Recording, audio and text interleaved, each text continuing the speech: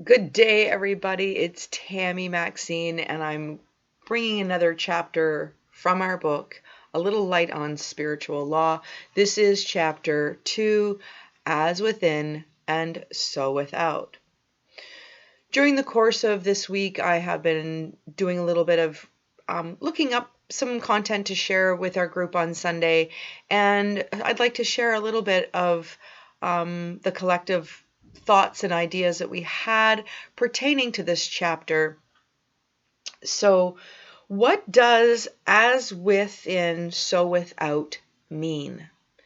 So, according to someone in which I researched, it says this quote is believed to have demystified one of the biggest secrets in life.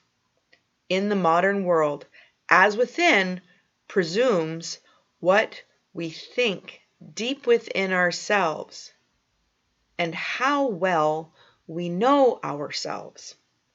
So without supposes that it will get expressed in the life we lead.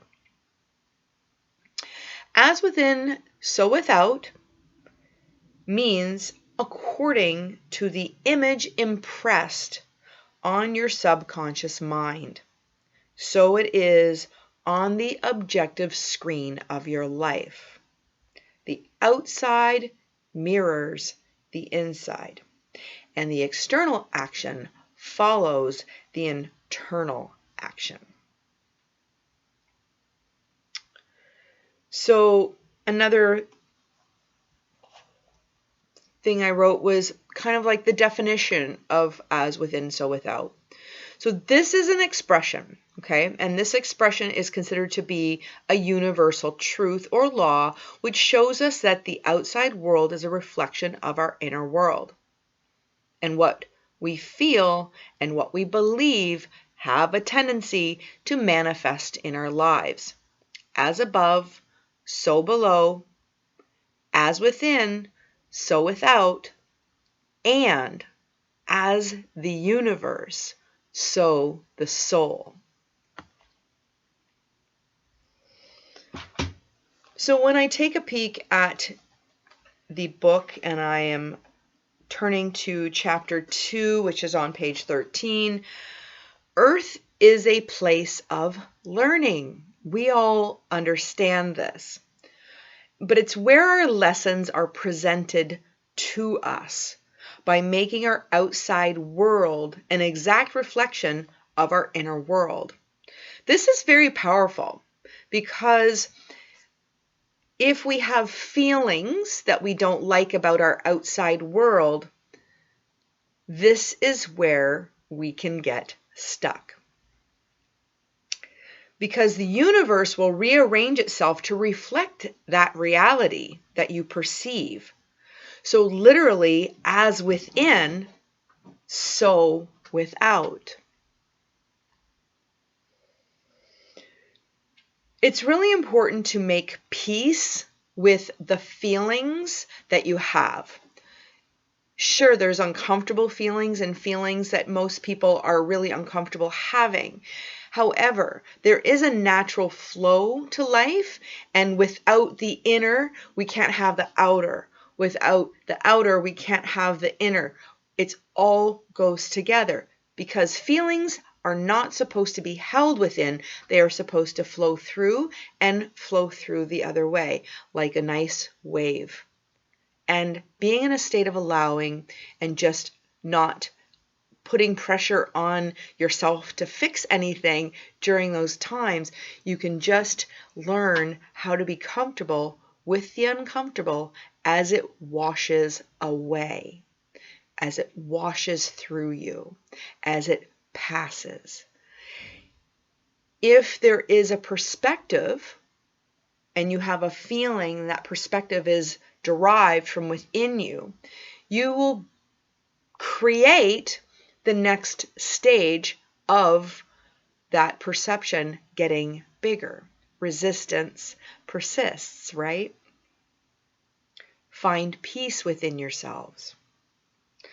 Because spiritual law is so simple, peace within leads to peace on the outside. The law even applies to the physical body, and inner feelings are reflected in the way we build our bodies. So it's a lot to do also with how you feel about yourself. One of the things that I brought up in the meeting was the idea of looking at yourself in the mirror, because this is a mirror image, this inner and outer. It is a mirror image of you. The people that show up in your life are going to mirror you. One of the persons in our group finds that when they sit in this position, that if there's a mirror in between, this mirrors this, there's both sides of you, masculine and feminine, are coming together as one.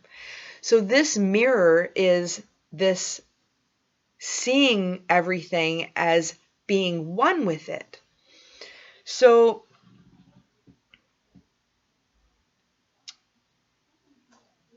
because these inner feelings are often deep, whatever is not expressed will be held, right?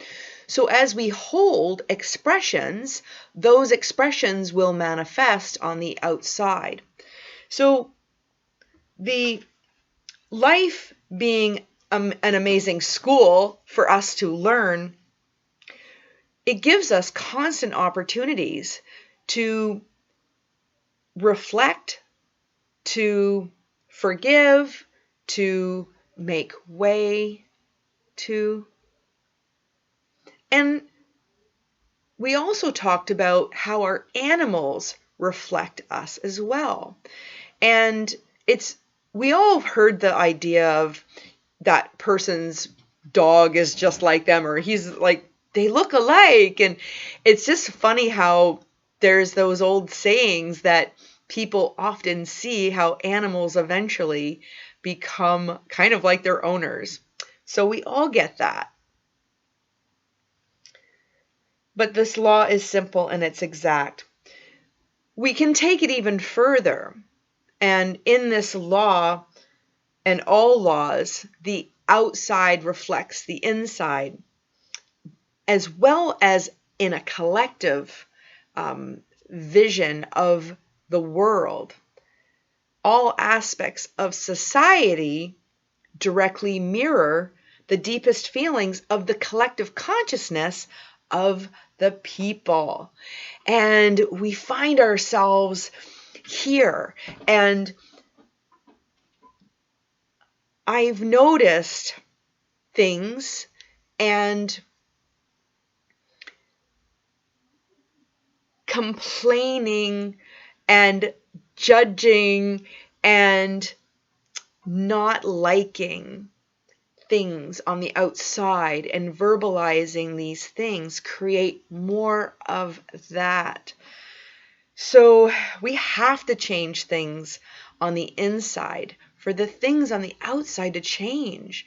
And it's kind of, there needs to be enough people to understand that concept and to change in here for the outside to change. So I'm not sure where we're going with this, but it certainly has been a powerful time to be alive. And I like seeing the idea of as within and so without, not from a place of responding to what's happening, but as a place of observing more, just observing what's going on, not judging it, not seeing what needs to change, just holding the space for change. Holding the space for change. That means I'm willing to change at any moment. I'm willing to change. I'm willing to change my mind. Not being so steadfast in things being a certain way. Letting go. Being at one with what is happening.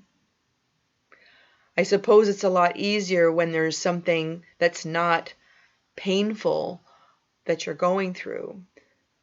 However, those are the times to be the most gentlest with yourself, whether that means pull away from being with other people, pulling away, giving the self-love, whether that's, quiet time or a good soak in the tub with some Epsom salts, or just doing some self-loving practices in the mirror. There are ways that we can pull away from society in it, but just to heal something that we're going through. The faster we let it in, the sooner it exits. So a few of the things we talked about was, how can we spend our days foreseeing how things can unfold, having an intention of how the day is going to unfold for me. This is a good practice to have. Having a mindful intention, setting an intention in the beginning of your day. Before this meeting, as within and so without, the intentions that got brought to the table were to be grateful for new discoveries, new ideas, allowing new content to come in, and having new thoughts and new information, and give yourself an opportunity to change your mind about old beliefs, or an old belief maybe you were having, or didn't look at something a different way, or you had this much content of information and now you have this much. It's always a good practice to remain open. And that was another intention for today, for the day, was to receive in a more open perspective, a more open place.